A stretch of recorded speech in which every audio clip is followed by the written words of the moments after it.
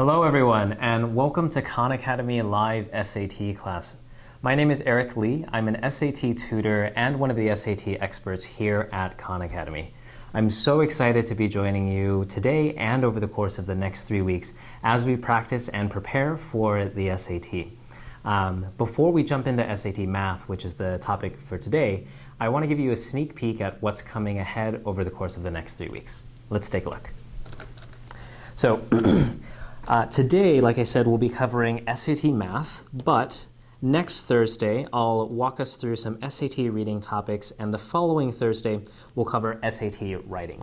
Now, each of these classes is going to take place Thursday nights at 7 p.m. Eastern, 4 p.m. Pacific, and we're covering a different topic each time, so make sure to tune in. Now, if you can't make any of these classes, don't worry, because we'll record all of the classes and send them out to everyone afterwards so you can review it whenever you want. So I'm super excited to be going through this. And for today, we're going to focus on math, like I mentioned. So what's the plan for the day? Well, the first 25 minutes of today, I'm going to walk through how to avoid careless mistakes in the SAT Math section.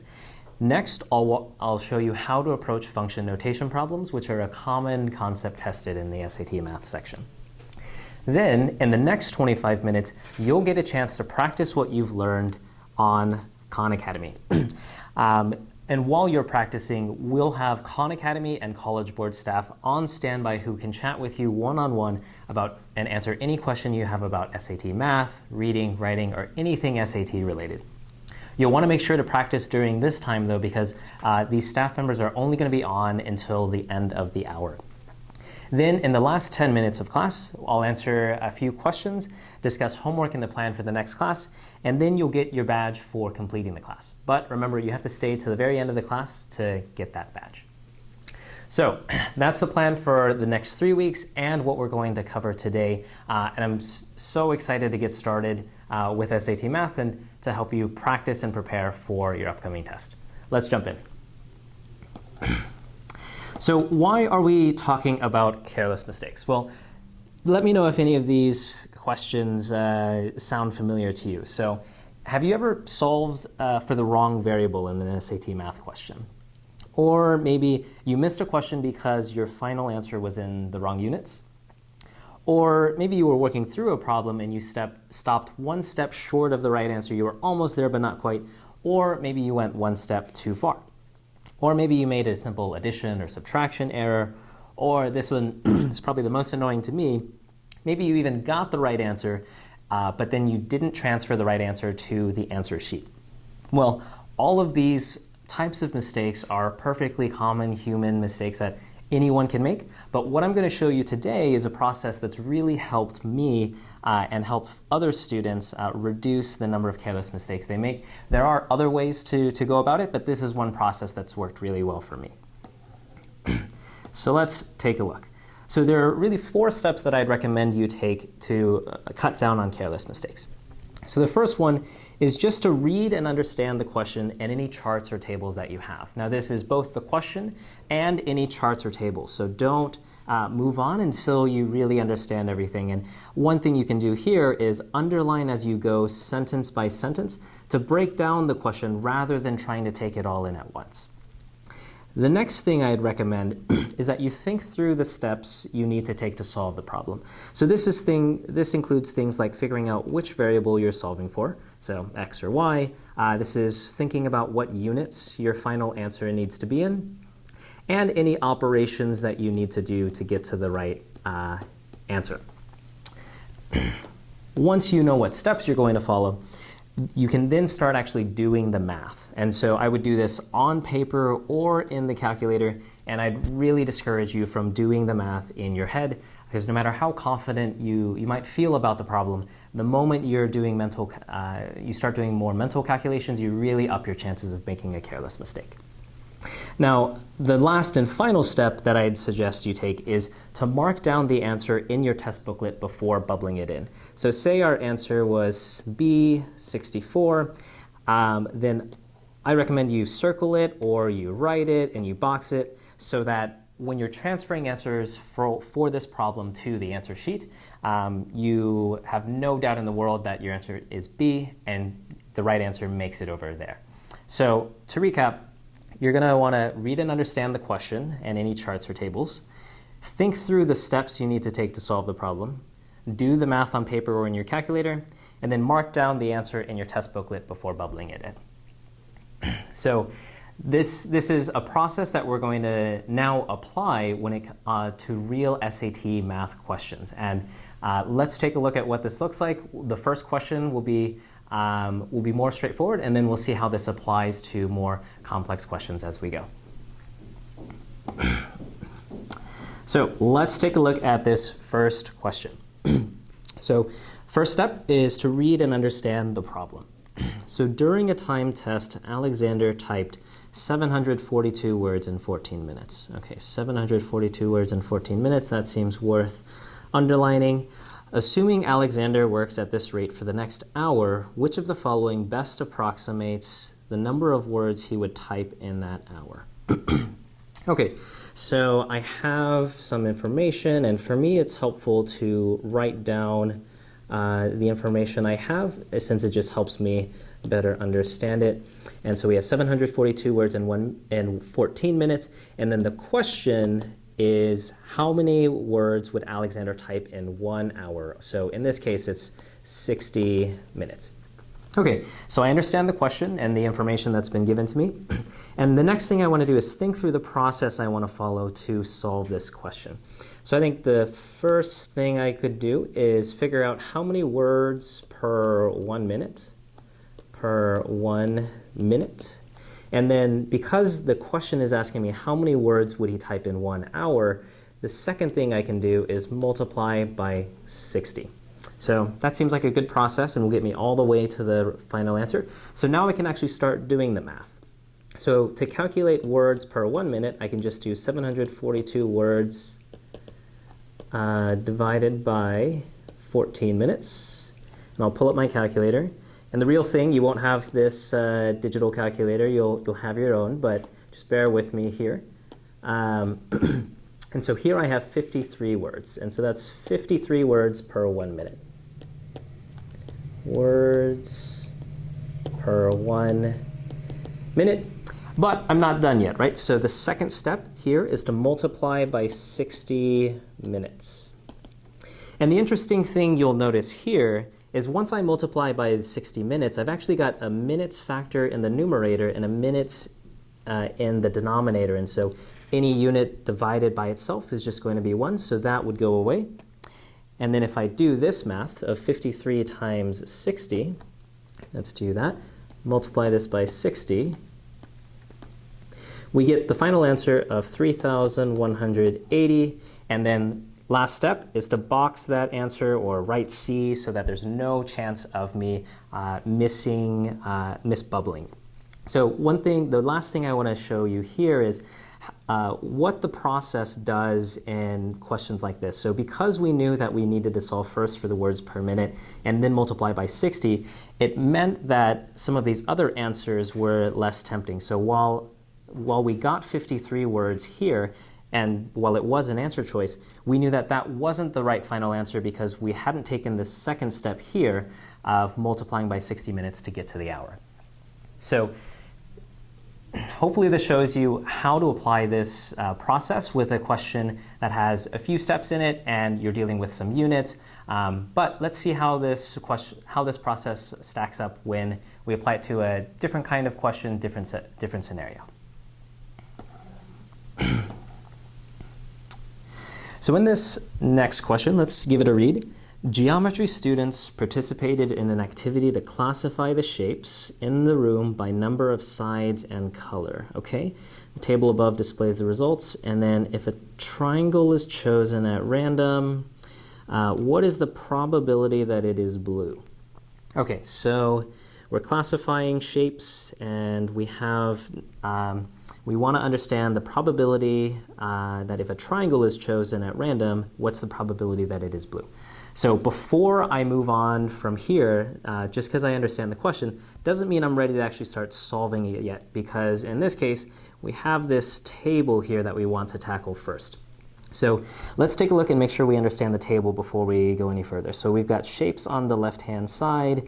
We've got these colors here of red and blue, and then these total columns. So total, this total column on the right-hand side, it seems to be the number of shapes. And then this one on the bottom, this total column is number of shapes that are by color, and this one is shapes by type, okay? Okay, so now I understand the question, I understand the table, and now I can start to think about how I would solve this.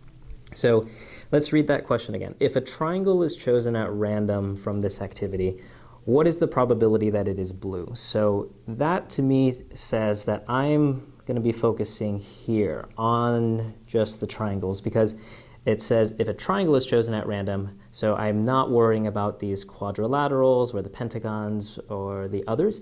And then it's asking me, what is the probability that it is blue? Well, I've got the blue triangles here, and so there are 3 blue triangles, and probability is always how many chances of getting something out of the total number of chances, and so that total number of triangles then is here, and you've got 3 out of 4. Now, what I want to point out here is, in this problem, understanding the table was crucial, because you'll notice if you look at some of the other answer choices, the totals that you have in the rest of the table are also present here. And if you didn't take your time to understand the table, it might have been tempting to use some of these other variables that you see in the table, like the 16, the 8, or even this 1 as well.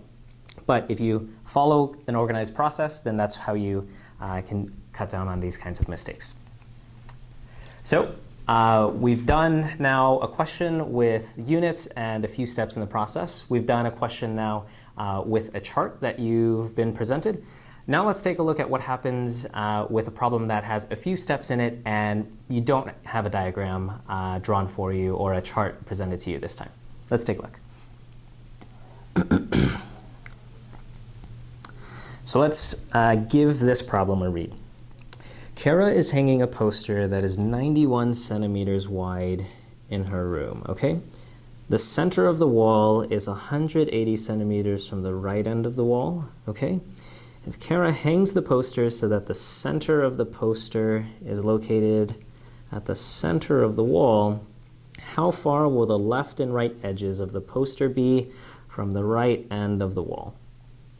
Okay, so a little bit more information to work with this time, right? But this is where breaking down the problem piece by piece and drawing a diagram as you go can really be helpful. So let's take a read. Kara is hanging a poster. It's 91 centimeters, so I've got my beautiful poster. Excuse my inability to draw straight lines. So this is my poster, and we've got 91 centimeters here. And then I've got a wall that I'm hanging this inside of. So if I draw this wall, and it says the center of the wall is 180 centimeters from the right end of the wall. So then I'm just going to estimate the center's got to be about there. And so if this is the center is 180 centimeters from the right. So we've got 180 centimeters. And then I have this diagram, and now I'm putting the poster so that the center of the poster is located at the center of the wall. So then I'm going to move that poster inside here. And then this again is 91 centimeters. And now, what is the question now? Now I have this diagram that can help me solve the problem.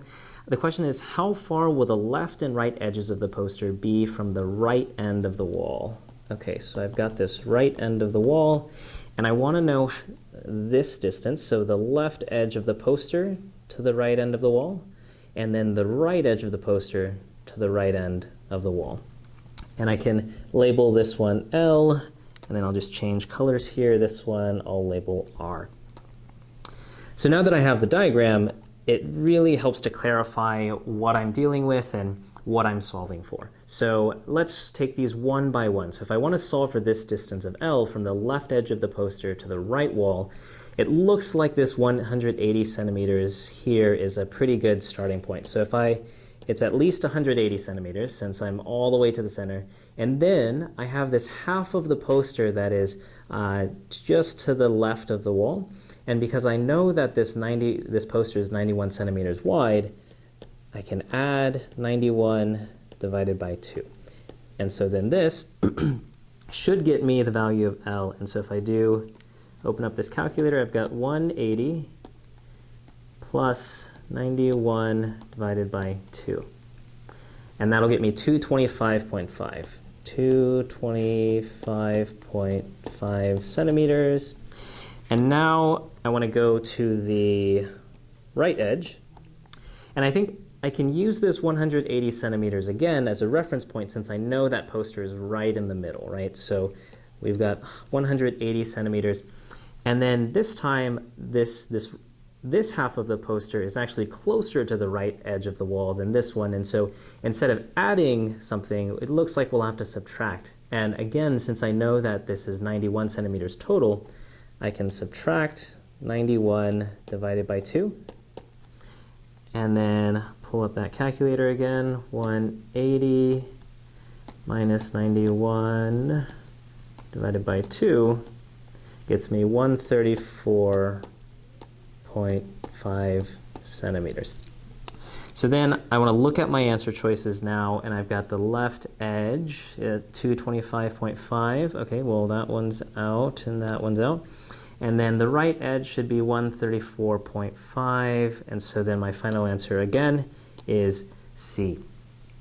So in this problem, it was very important to work through the information given to you step by step and to draw a diagram to help you work through it piece by piece, because if you had done the simpler, tried to skip through and do it mentally, you might have done 180 minus 91 or plus 91, and you would have missed some of the nuances in this problem. But once you draw the diagram, it becomes a lot easier to work through.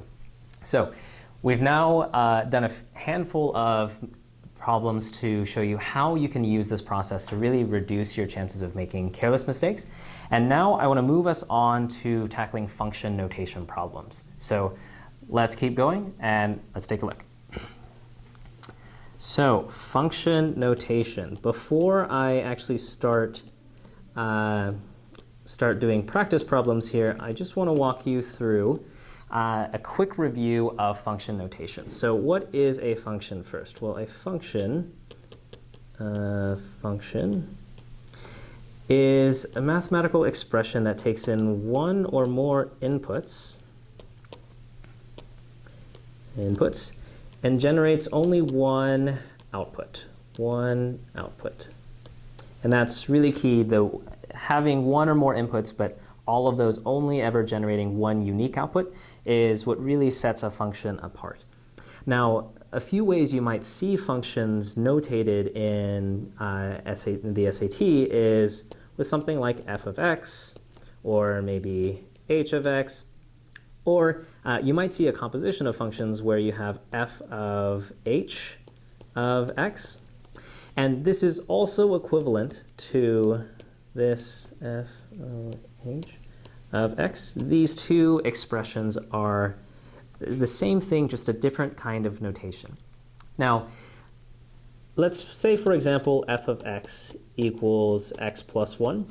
Another way you might see functions show up is in a table format. So in this case, you have this nice table here of f of x and f of x. And for given values of x, given this definition of f of x, you'd have certain values of f of x. So this is one way you might see it. And then the last way you might see a function show up is graphically. So here we have a graph where there's x and there's f of x. And for example, there's 1, 2, 3, and you've got 1, 2, 3. For certain values of x, you might have corresponding values of f of x or y. And so with a chart like this, you can really trace on the x-axis and then go up and see what the corresponding y value or f of x value is at that value of x. So these are really, this really covers a lot of the different ways that function notation can show up in the SAT, but you haven't seen a practice problem yet, and so let's now apply what we've seen here to see it in action. So let's take a look here. Just because we're no longer focusing exclusively on careless mistakes doesn't mean we're changing our process though. So same process as before. Consider the table shown above. What is the value of f of 4? Okay, so I've got that as the question. And then I have a table here. So for given values of x, then I have corresponding values of f of x. And so we've got f of 4. So when you have a function notation question like this, the key thing to remember is that you want to work from the inside out. Now, what do I mean by that? I mean that the first thing you want to solve for is this f of 4, and then you can worry about the let me just rewrite that. Then you can worry about the f of 4. And so if I solve first for f of 4, it's really asking me what is the value of f of x when x is 4 here. So if I've use the table, I've got 4, and the corresponding value of f of x is 0. So then this 0 I can substitute into here, and then this expression simplifies to just f of 0. Then I can return to the table, and for that value when x is 0, f of x is 2. So I've got 2. I box the right answer. I'm realizing now all of the answers to these sample problems seem to be C. Promise that was not on purpose. But let's keep going and see what this looks like when the table's a bit more complicated or there are a few more pieces of information to work with.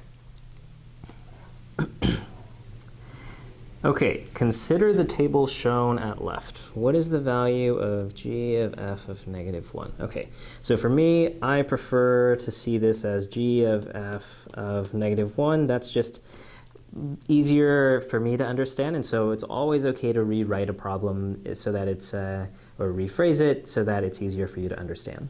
So again, this is similar to the last one, and I want to work from inside out. But let me make sure I understand the table first. So this time I've got given values of x here, and then I've got f of x, and then I've got g of x up here. Okay, so I want to solve then inside and then outside. And so f of -1 then, so let's go to the table. When x is -1, what is the value of f of x? So it looks like we're right there.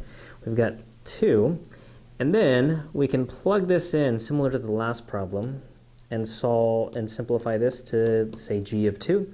And in this case, we return to the table. We're looking at 2, and then this time I'm looking at g of x, so then I'm looking over here at 4.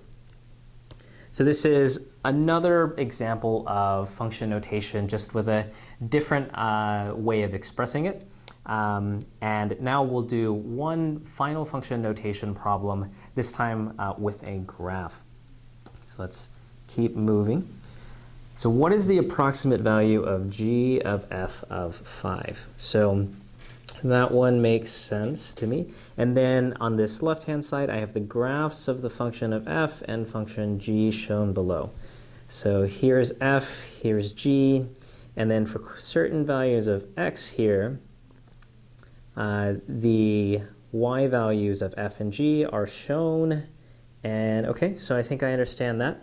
Now, again, I want to solve inside out. So f of 5, and then I've got g of f of 5.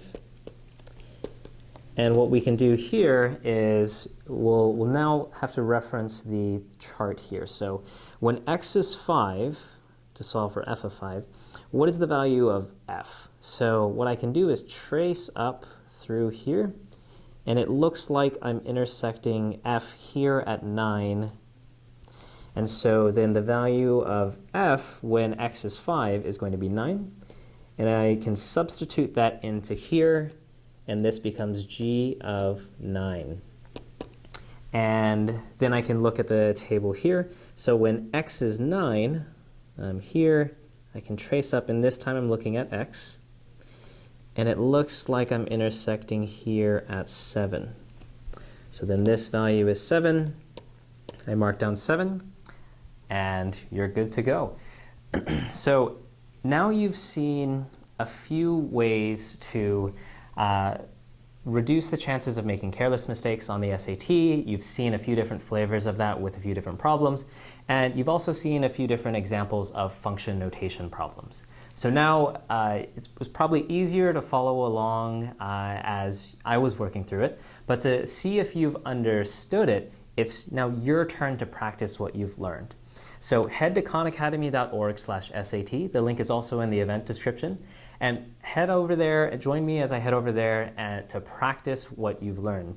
Now, for the next about 25-30 minutes, Khan Academy and College Board experts are available on standby to chat with you one-on-one, and there will just be a little box in the bottom right of Khan Academy where you can click Ask Us a Question and send us any SAT-related question you have. Then at 6:50 Eastern, 4:50 Pacific, come back here, join me here. I'll wrap up, answer any questions you might have, and then I'll share a badge. I'll share the badge that you earned by completing this class. So head on over. I'll head over there too, and then I'll see you in just a bit.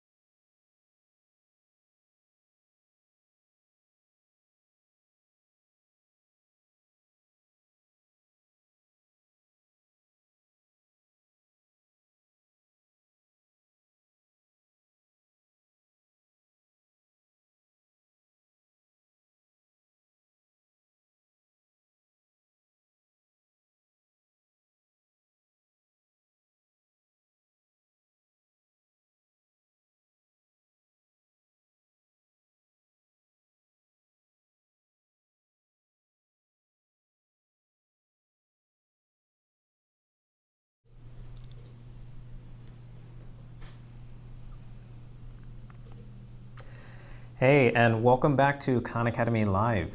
So I hope you enjoyed practicing on Khan Academy and working through some SAT math, reading or writing questions on your own. I know that I got some feedback during the break that the chat feature was very popular and some ran into some issues for some people with the chat box. So we'll troubleshoot that and do our best to make sure that doesn't happen the next time we come on.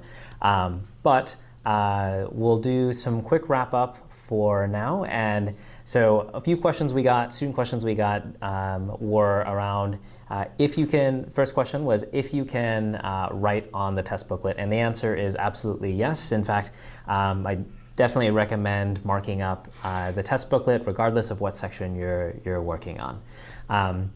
Now, the next thing I want to cover is what is ahead for, well, let me chat about homework first. So for this week for homework, it's a great idea to follow your practice schedule that you've created on Khan Academy.